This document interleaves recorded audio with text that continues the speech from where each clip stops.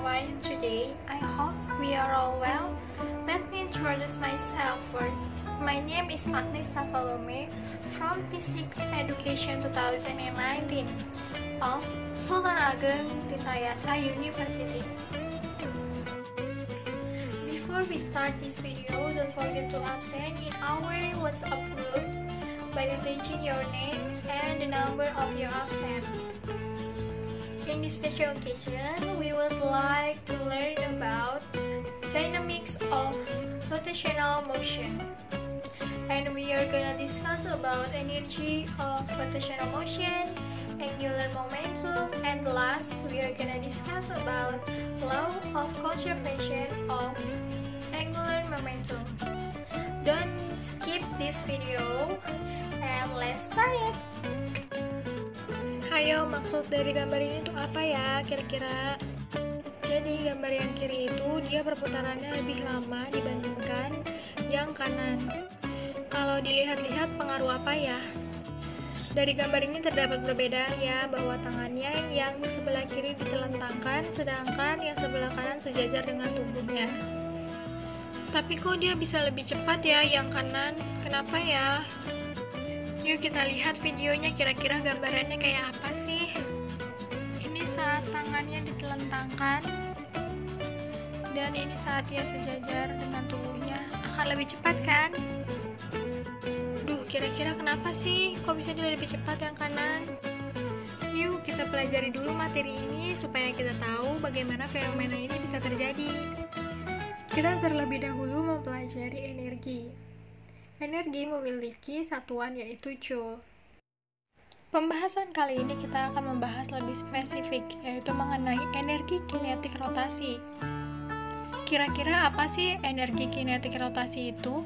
Jadi, energi kinetik rotasi itu adalah energi kinetik untuk benda yang berotasi atau berputar. Dinyatakan oleh EK sama dengan 1/2 I dikali dengan omega kuadrat. I itu merupakan moment of inertia atau momen inersia dengan satuan kilogram dikali meter kuadrat. Kalian gak usah bingung dengan inersia ini.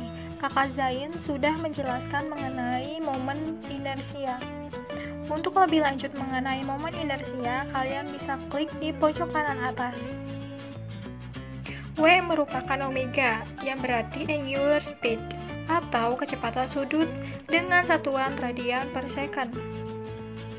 Jadi, untuk mengetahui energi kinetik rotasi, kamu perlu terlebih dahulu mengetahui momen inersia dan kecepatan sudut bendanya ya.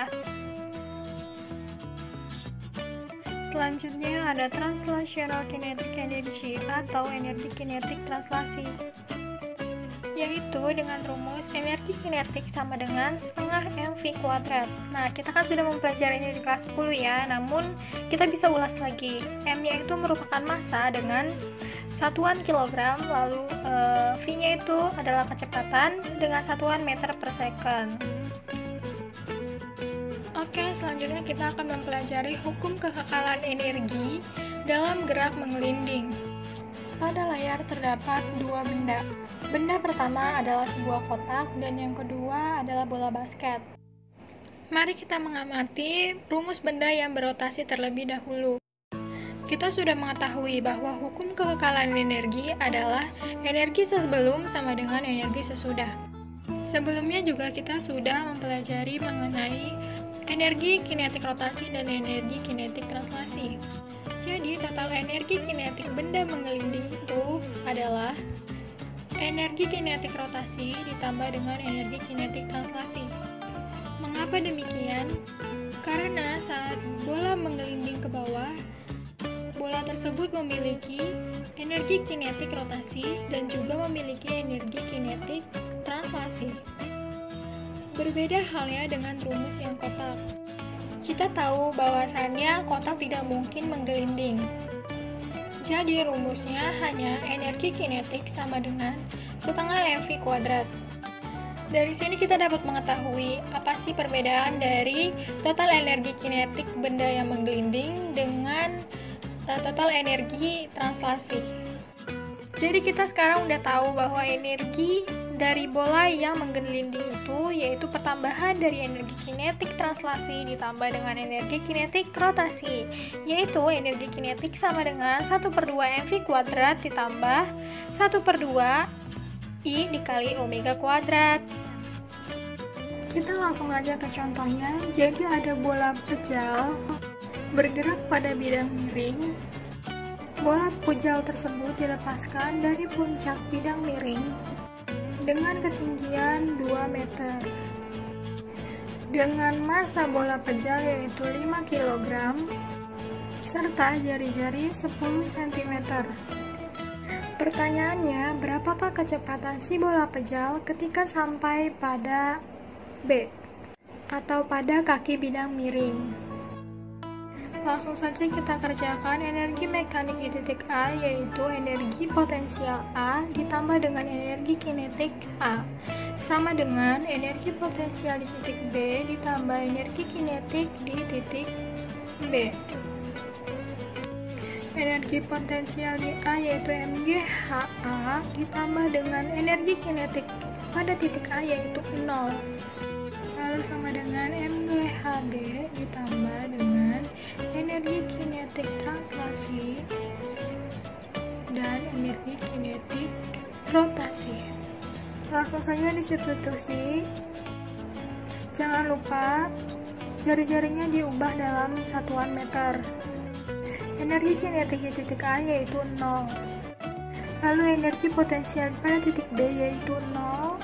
Serta energi kinetik translasi yaitu 1/2 mv kuadrat ditambah dengan energi kinetik rotasi yaitu setengah I omega kuadrat. Langsung saja dikerjakan. 5 dikali 10 dikali 2 itu 100. Lalu 1/2 dikali dengan 5 dikali dengan V kuadrat. Kita ditugaskan untuk mencari V-nya. Ditambah 1/2 dengan inersia dari bola pejal tersebut, yaitu 2/5 dikali dengan mr kuadrat. Untuk omeganya kita ganti saja dengan V per R kuadrat karena tidak terdapat omeganya. Langsung saja R-nya kita coret. Lalu kita hitung. Dari hasil perhitungan maka diperoleh kecepatannya yaitu 10/7 akar 14. Selanjutnya kita akan mempelajari mengenai angular momentum. Momentum merupakan kuantitas gerakan suatu benda atau tingkat kesulitan dalam menghentikan suatu benda. Jadi momentum sudut itu merupakan besaran vektor. Kita mulai masuk dalam perumusan momentum sudut. Jika terdapat suatu benda berjarak R dari porosnya dengan massa M yang memiliki kecepatan sebesar V, maka benda ini memiliki momentum sudut karena dia berputar secara melingkar. Untuk perumusan dari momentum sudut adalah L sama dengan M kali V kali R. Kita dapat menguraikan V itu W kali R. Maka kita dapat menulis M dikali W dikali R dikali R. Kita dapat mengelompokkan menjadi M R kuadrat dikali W. Kita sudah mengetahui bahwa M R kuadrat itu merupakan inersia. Maka momentum sudut itu sama dengan inersia dikali omega. Momentum sudut itu sendiri memiliki rumus kilogram kali meter kuadrat per second, sedangkan inersia yaitu kilogram meter kuadrat. Lalu omeganya yaitu radian per second. Arah momentum sudut dari suatu benda yang berotasi dapat ditentukan dengan kaidah putaran skrup atau dengan aturan tangan kanan. Jika keempat jari ini menyatakan arah gerak rotasi, maka ibu jari menyatakan arah momentum sudut. Mari kita contohkan. Jika ibu jari ke kanan, maka keempat jari akan mengarah ke kita, yang menandakan gerak rotasi mengarah ke kita. Jika ibu jari ke atas, maka arah gerak rotasinya berlawanan dengan arah jarum jam, serta momentum sudutnya berarah ke atas. Dan begitu juga seterusnya. Kita langsung masuk ke contoh soalnya aja biar langsung paham. Ada sebuah bola pejal bermasa 0,25 kg dengan jari-jari 20 cm dari porosnya. Langsung kita ubah aja ke 0,2 meter. Mempunyai omega sebesar 720 rpm. Yang ditanya yaitu momentum sudutnya. Kita tahu bahwa momentum sudut itu I dikali omega. Untuk inersianya kita memakai bola pejal, yaitu 2/5 mr kuadrat dikali W. Nah, untuk W-nya kita bisa mengubah RPM ini menjadi omega. RPM itu merupakan rotation per minute. Jadi 720 dikali dengan 2V per 60. 60 itu merupakan 1 menit sama dengan 60 detik. Maka hasilnya menjadi 24 V radian per second.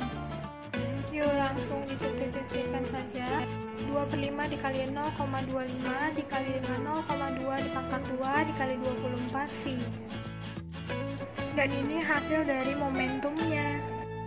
Nah, sebelumnya kan kita sudah mempelajari mengenai momentum sudut.